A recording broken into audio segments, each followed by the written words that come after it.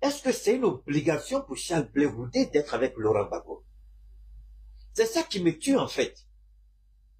Pourquoi vous ramenez la politique ivoirienne à deux individus? Un pays qui fait plus de 30 millions d'habitants, vous envoyez la politique de ce pays-là à deux individus. Blé Goudé, Laurent Gbagbo. Donc, est-ce que c'est Blé Goudé qui a envoyé Laurent Gbagbo dans la politique? Laurent Gbagbo a fait ce qu'on appelle la clandestinité politique avec Oufou. Jusqu'à ce que Oufou le reconnaisse et l'appelle. Est-ce que Oufou a appelé Gbagbo pour couper ta sacate? Gbagbo n'était pas d'accord avec Oufou. Alors, je ne sais pas, avec vos petits esprits là, vous agitez dans le pays des gens là. Mais venez dans votre propre pays et puis menez le combat. Au moins, Blé Goudé est dans son pays, vous êtes où? C'est facile pour vous d'attaquer Blé Goudé. C'est facile pour vous de le taxer de tout. Apportez la preuve aujourd'hui que le RHDP l'a payé. Alors, je vous ai dit, moi je n'aime pas parler sans apporter la moindre petite preuve. Sur quel élément je peux moi m'appuyer autant pour moi pour parler de Charles Blé Goudé. Je vais faire le maximum pour, j'espère pouvoir vous montrer ça. J'espère, honnêtement. D'accord, c'est pas grave, je vais revenir ici. Je vais vous faire écouter quelque chose de Charles Blé Goudé. Que beaucoup... Non, c'est pas toi, Benjamin, je viens. Je vais vous faire écouter. Voilà la vidéo qui excite tout le monde. Voilà les propos de Charles Blé Goudé qui excitent tout le monde. Je vais vous amener à écouter ce que Blé Goudé a dit, si je peux me permettre. Blé Goudé a réussi à trouver un colon pour l'installer au pouvoir, blablabla. Vraiment, ça fait honte. Je vais faire le maximum pour remonter. Il a accordé un entretien, il y a un jeune là, en France, il lui a accordé un entretien, je crois que c'est par rapport à l'entretien, et puis il est passé sur les antennes, je crois aussi de, je sais pas si c'est France 20. Voilà, c'est ça qui est là, je crois, voilà. C'est ça qui est là. On va écouter un peu. Voilà. Elle a été longtemps sous les feux des projecteurs, feu follet de ce qu'on appelait alors la galaxie patriotique durant les années 2000, autant dire les années de braise et de guerre en Côte d'Ivoire. Charles Blé Goudé est passé par une longue traversée du désert qui l'a conduit en prison au Ghana, en prison en Côte d'Ivoire, en prison à La Haye, aux Pays-Bas, siège de la Cour pénale internationale. De l'enfer, je reviendrai, écrivait-il en 2016. De l'enfer, il est revenu de retour au pays libre, et pas libre de voter ou de se présenter à des élections, actif politiquement, mais mystérieusement éloigné de son mentor, Laurent Gbagbo, qui ne daigne plus prononcer son nom. Charles Blé Goudé est désormais membre d'une coalition politique, Cap Côte d'Ivoire, dont le président est Tidiane Thiam du PDCI.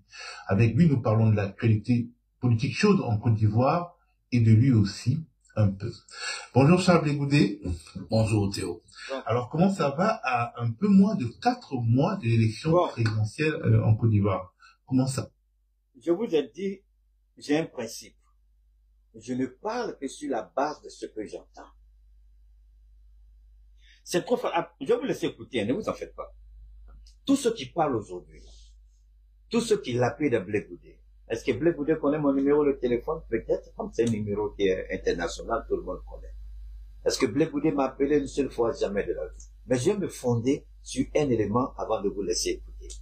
J'ai écouté dans une frère sur le départ qui dit qu'il est parti avec ses amis à La Haye et que Charles Blé Goudé lui aurait dit à 2 mètres de Laurent Gbagbo dans la salle que Gbagbo n'a pas gagné les élections. Le fait de dire ça, est-ce que c'est une trahison? Alors moi je dis, quand vous faites la politique avec l'émotion, vous permettez de crier. Qu'est-ce que vous changez en faisant ça? Faisons la politique avec une intelligence. La vérité d'hier n'est pas la vérité d'aujourd'hui. La pensée positive d'hier peut être remise en cause. La vie est en perpétuelle évolution. La vie évolue. La vérité d'hier n'est pas la vérité d'aujourd'hui. C'est pourquoi on dit qu'il n'y a pas... Moi, je veux bien, côté santé. On revient, Charles. Donc, il y a ce qu'on appelle, même en philosophie, on le dit, on ne se lave pas 2 fois dans la même rivière. Pourquoi? Mais c'est la même rivière, mais c'est pas la même eau, parce qu'elle coule en constance. On ne se lave pas 2 fois avec la même eau, parce que quand vous utilisez l'eau sur votre corps, il s'en va. C'est de l'eau, c'est une nouvelle eau encore que vous utilisez.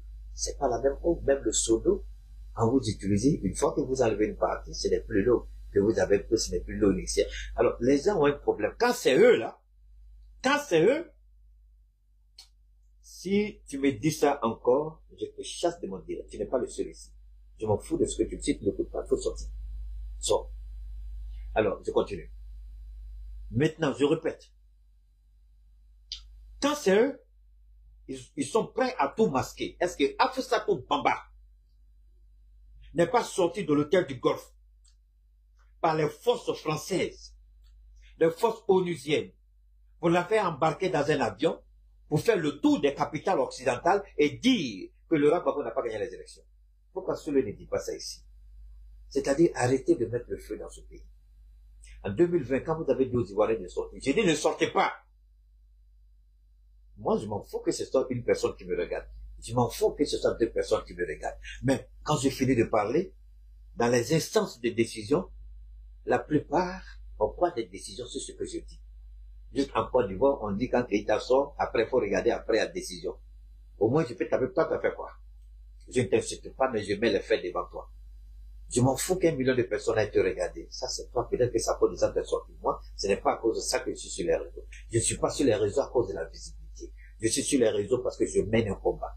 Et le combat, c'est le combat de la vérité, de la justice. Le combat où chacun est libre de ses mouvements, de ses choix et de ses associations. Pourquoi Charles Goudé devrait-il... Est-ce que c'est le Babo Laurent, c'est son papa qui est... C'est Charles Goudé. Est-ce que c'est son père qui est Babo Laurent? Pourquoi vous voulez que Charles Goudé... Mais je comprends pas. Même dans la même cour, les enfants ne s'entendent pas. Même les enfants d'une même mère, ils sont pas d'accord. Les enfants des mêmes pères, ils sont pas d'accord. Alors pourquoi vous êtes sur le dos du monsieur? Vous voulez le voir? Soro Guillaume, là, c'est pas lui qui a pris les armes en Côte d'Ivoire pour qu'Alassane soit président. Il est où aujourd'hui? N'amenez pas les gens à parler. Même si vous êtes aujourd'hui à la Gbagbo, là, moi je m'en fous. Moi je vais dire ma vérité. Personne ne m'a mêlé dans ce combat. Et personne ne paie ce que je fais. Je décide de soutenir qui je veux. Quand j'ai dit que vous êtes sorti sur Kandia, papa a fait des magistrats, est-ce qu'elle avait fait une faute? Mais parce que quelqu'un a dit ça, vous êtes tous entassés. Magistrat, elle a fait faute. Je regarde dans le dictionnaire, je regarde partout, mais magistrat, où est la faute qu'elle a fait ici? Allez-y, regardez la magistrat, regardez, vous avez des téléphones, rentrez, tapez magistrat, si ça n'existe pas, elle n'a rien inventé. Ça y est dans le français. On dit, elle a mal parlé. Mais quand on lui dit you be you, c'est bon, parce que c'est sur le départ. You be you, c'est bon. Magistrat, c'est mauvais. Voilà comment vous êtes. Et c'est ça là, que vous êtes prêts à insulter les gens. Insultez, parce que moi là, c'est sur la base de la vérité que je parle. Vous m'insultez, Dieu fera mon palabre, parce que je ne vous insulte pas. J'établis les faits pour que les Ivoiriens comprennent. Hey, Ivoiriens, arrêtez de vous laisser manipuler par ces gens qui sont assis à l'intérieur. S'ils sont garçons, ils doivent pas rentrer en Côte d'Ivoire. Moi, j'ai quitté les États-Unis, j'ai tourné dos à tout, et puis je suis venu dans mon pays, le Mali, je suis assis. D'accord? Avec tous les risques que cela peut comporter, je suis là. Mais vous êtes assis là-bas. C'est vous qui dites aux gens de faire ça. Quand Sablé Goudé dit, je ne suis pas prêt à ce que mon pays soit embrasé. Est-ce que c'est, où est-ce qui est mauvais ici? Quel politicien qui veut gouverner un pays veut que ce pays-là soit brûlé si c'est pas Alassane Ouattara? Quel politicien aspire à être président et puis voir le président être détruit? Voir le pays être détruit? Mais, vous dites, je reviens encore vers vous, vous dites que Charles Blé Goudé est allé à la haie et vous avez dit que Gbagbo n'a pas gagné. C'est Charles Blé Goudé qui était le président de la commission électorale indépendante. C'est Charles Blé Goudé qui était le certificateur des élections en 2010. C'est Charles Blé Goudé qui a organisé les élections. C'était Soro Guillaume, c'est pas Charles Blé Goudé. Soro Guillaume qui a organisé les élections, il savait très bien que Gbagbo avait gagné, mais il a dit que Gbagbo a perdu. Soro Guillaume dit aujourd'hui, il regrette d'avoir soutenu Alassane Ouattara, mais pourtant vous suivez Soro Guillaume. Mais c'est pas ça. Ça c'est quelle politique ça? Ça c'est quelle façon de faire la politique ça? Le monsieur n'est pas libre de ses idées, il n'est pas libre de ses propres propos. Je ne suis pas contre le fait que vous critiquez ses propos. Mais je suis contre le fait que vous ne dites pas la vérité et vous n'êtes pas partial dans ce que vous faites. Vous occupez une partie de la vérité et vous utilisez ce qui vous arrange. Pourquoi vous ne nous parlez pas d'Afissatou Bamba? J'aime bien ma sœur Afissatou Bamba. Je l'apprécie. Je la respecte. Mais pourquoi vous ne parlez pas d'elle? C'est elle qui a fait les capitales occidentales pour dire que Gbagbo a perdu les élections. C'est elle qui a fait les capitales occidentales pour dire que Gbagbo a perdu les élections. C'est elle. Alors vous dites quoi d'elle? Ce qu'elle a fait n'est pas pire que ce que vous a dit à la haie. Mais arrêtez ça. Ça sert à quoi tout ça? Quelle est cette haine que vous avez contre le monsieur? Quelle est cette méchanceté-là? Jusqu'au point de dire, il porte le costume serré comme un mannequin. Ce costume-là te jette, mais va payer pour toi, mon frère. Va porter pour toi. Même son style encore pose un problème. Alors, eux tous disent, il a montré son vrai visage. On va écouter le français de Charles Blé Goudé. Écoutons. Voilà. Et puis, pour quelqu'un qui était hors de son pays pendant 11 années, pas en vacances, avec tout ce que vous venez d'écrire comme traverser le désert, je peux dire que je suis en train de me réinventer et voilà, faire preuve de résilience. Je suis en train de me réinventer. Est-ce que ce français-là, les gens comprennent la signification? Ceux qui l'attaquent là. Est-ce que moi, je ne suis pas contre camarade 1, je ne suis pas contre vous deux. Le français ici est clair. Je suis en train de me réinventer. C'est-à-dire, je ne marcherai plus dans l'ombre de quelqu'un. Je veux être visible au soleil. Je suis un politicien, j'ai un parti politique, j'ai mon mot à dire. Ça, c'est un crime. C'est une trahison. Et c'est pas vrai. Jesus Christ. Prophète Mohammed sallallahu alayhi wa sallam, c'est pas vrai. Ça, c'est mauvais. Je veux me réinventer. Arrêtez ça. Vous savez, avant le vote, l'adoption de la constitution malienne, ce que Charles Blé Goudé vit aujourd'hui, je peux lui dire seulement de tenir bon et de rester dans la vérité. Dieu mènera son combat. Lorsque le Mali devait modifier la constitution, renouveler notre constitution, une petite phrase de quelqu'un qui s'est caché quelque part et puis il a jeté la peau de banane. Tous les activistes maliens au Mali, sans exception, tous ceux qui crient aujourd'hui Assimi, Assimi, et tous sont sortis, jusqu'au point même on a entendu l'un des plus chevronnés aujourd'hui dire qu'Assimi a trahi. Seul, je suis sorti contre eux tous. Donc ceux qui sont assis dans le pays des Blancs là, ne me feront pas, ils sont trop petits pour moi. Trop petits pour moi. Seul, ici au Mali, j'ai mené le combat jusqu'à ce qu'on m'appelle au sommet de l'État pour me dire, le président dit qu'il te remercie, il sait ce que tu fais, ne répond à personne. Et donc, un seul n'a qu'à sortir pour dire qu'il a eu au moins cet honneur-là. Un seul n'a qu'à sortir pour dire qu'il a eu l'honneur qu'on m'a fait. On m'a fait des propositions de poste ici. J'ai dit non, je préfère mon sommeil. On m'a proposé ici de constituer un dossier pour rentrer au CNT. J'ai dit non, j'aime mon sommeil. Je ne peux pas me réveiller pour aller travailler pour quelqu'un. Propose-nous quelque chose, on va te mettre à l'ERTM. Quand j'en ai parlé, on dit, faut pas aller là-bas, c'est un club de sorciers. Donc vous croyez que c'est fait des millions de vues là qui fait de vous des gens importants. Nous, on n'a pas de vues, mais on sait qui nous sommes, on existe à côté des décideurs.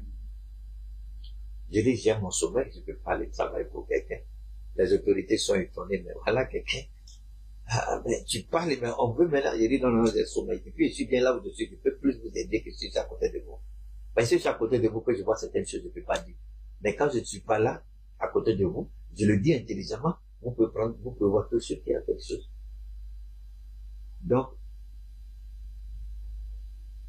ici, ce jour-là, seul, je me suis battu et Dieu a fait mon pas là.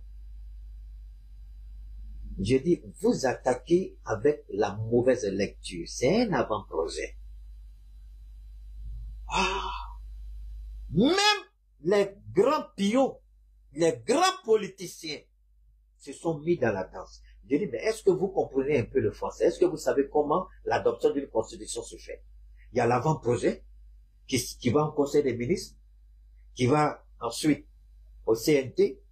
S'il y a des amendements, ça revient et puis ça retourne en projet et puis c'est présenté au peuple. Mais ce processus n'est pas fait et puis vous sortez, vous dites n'importe quoi et tout le monde, les gens ont eu honte, ils sont rentrés dans leur coquille. Mais je me suis pas laissé emporter. Je dis, j'ai besoin de lire la Constitution avant de parler. J'ai demandé à un de mes administrateurs, amène-moi la copie en PDF. Il m'a amené la Constitution. Et puis je regarde les griefs des gens contre le président. Je dis, mais c'est pas vrai. Est-ce que ceux-là même comprennent français? Et je suis resté sur ma position. Et Dieu merci, c'est cette position-là qui a prévalu. Et on m'a appelé un peu partout, sur l'ensemble du territoire, aussi bien les chefs de village, les chefs de canton, les chefs de quartier, les vieilles femmes, les vieux, les imams, les prédicateurs. Et dit que tu as été l'eau que Dieu a utilisée pour éteindre le feu, sinon les gens allaient casser le pays. Accepte qu'on t'insulte. Si là-bas là, je suis resté, vous croyez que c'est vous le petit encore à l'extérieur, vous pouvez m'effrayer. Moi je dis là, je suis assis. Vous 1000 parmi vous, vous allez venir, vous allez tomber dans le trou où je suis assis. Quand vous ne connaissez pas les gens, vous faites parce que c'est téléphone, chacun s'attend puis parle. Arrêtez ce que vous faites, vous êtes en train de mettre le pays en danger. Vous ne savez pas ce que vous dites. Que les Ivoiriens écoutent les propos de Charles Blé Goudé ici. Qu'est-ce qu'il a dit ici? Qu'est-ce qu'il a dit ici? Et tous ceux qui sont en train de parler, si vous leur demandez, ils n'ont même pas écouté, hein. Ils ont entendu pop, ils se sont mis dedans. Ils ont entendu pop, ils se sont mis dedans. Ils n'ont même pas pris le temps d'écouter le monsieur avec esprit, avec sagesse, avec un esprit ouvert. Mais de tout cela, la première personne qui a pris son téléphone, bien avant 2010, au moment où ils étaient tous dans la rébellion, pour appeler Charles Blé Goudé en Côte d'Ivoire, des États-Unis, c'est moi. Je le dis toujours.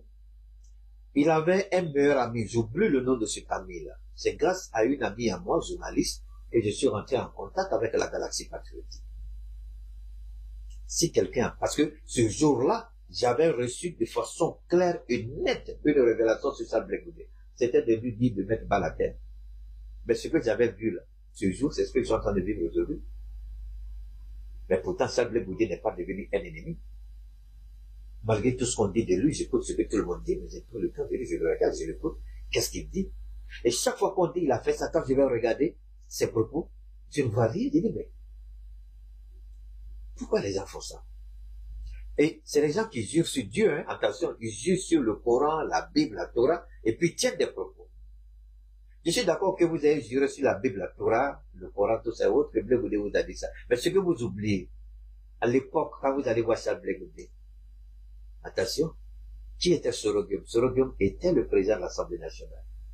Celui qui a dit que Gbagbo Laurent a perdu les élections. Et vous allez voir Charles Blé Goudé pour que Charles Blé Goudé vous dise que Gbagbo Laurent a gagné les élections, alors qu'il est en plein procès. Intelligemment ivoirien, s'il vous plaît, réfléchissons un peu. Et il trouve que ça là, c'est une trahison de Charles Blé Goudé. Mais Charles Blé Goudé est rentré dans votre yeux.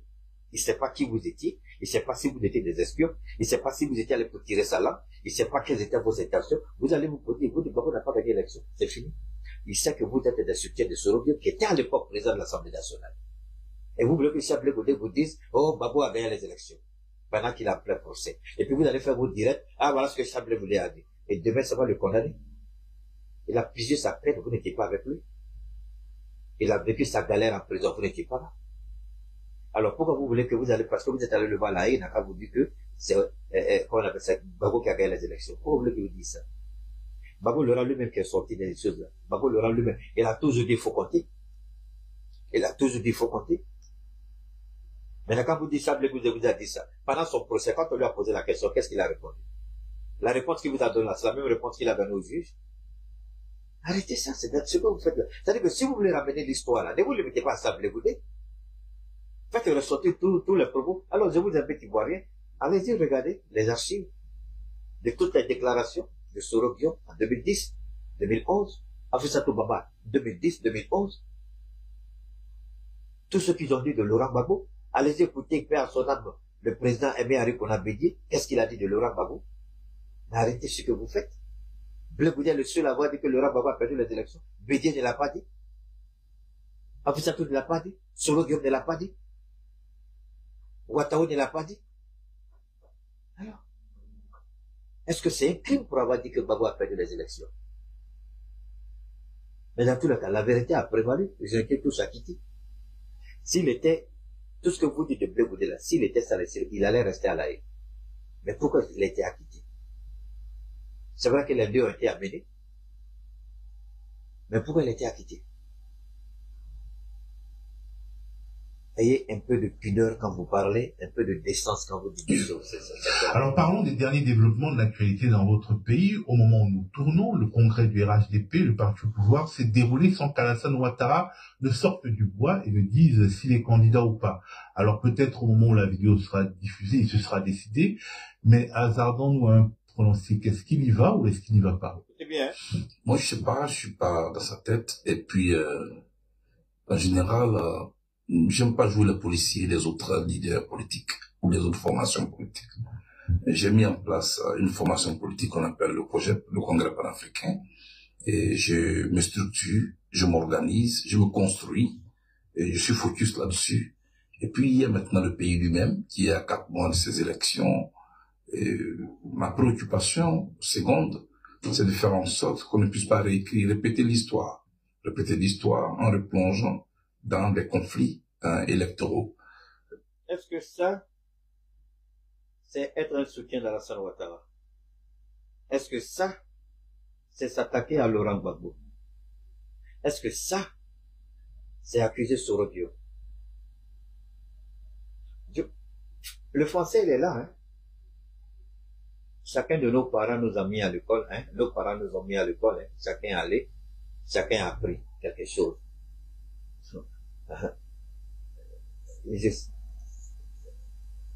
Écoutons, hein.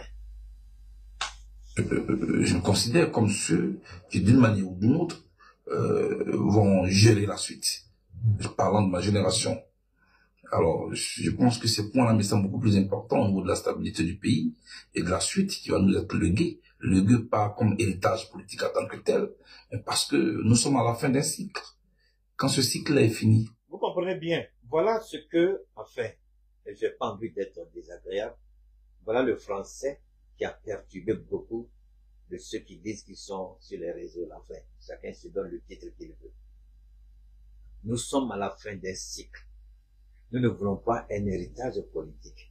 Tout de suite, c'est Gbagbo Laurent qui est visé. Et Allah, et Seigneur Dieu, faut nous aider. Faut nous aider, c'est pas vrai. Est-ce qu'on n'est pas à la fin d'un cycle? La vie, vous naissez, vous mourrez. Vous naissez, vous grandissez, vous vieillissez, vous mourrez. Est-ce que c'est pas ça même, le concept même de la vie? C'est pas ça. Vous naissez et puis vous refusez de mourir. C'est quel cycle qui commence, qui a un commencement? Quelque chose qui a un commencement qui n'a pas une fin? La seule chose qui n'a ni commencement ni fin, c'est Dieu. Mais tout ce qui a un commencement a une fin. Donc il parle, il dit, nous sommes à la fin d'un cycle. Est-ce que c'est faux? Gbagbo Laurent va rester pendant 20 ans, 30 ans encore, 40 ans encore, 50 ans encore. Même si tu dis, Gbagbo, Dieu va te donner 50 ans, va dire, à 50 ans, comment est-ce que les gens vont me regarder comment? À 50 ans, je serai encore dans la main des gens comme un bébé, je ne veux pas ça. Ce qu'il a dit, c'est ce qui est mauvais. On n'est pas prêt à accepter la vérité. On n'est pas prêt à affronter des idées qui ne sont pas forcément ce qu'on veut entendre.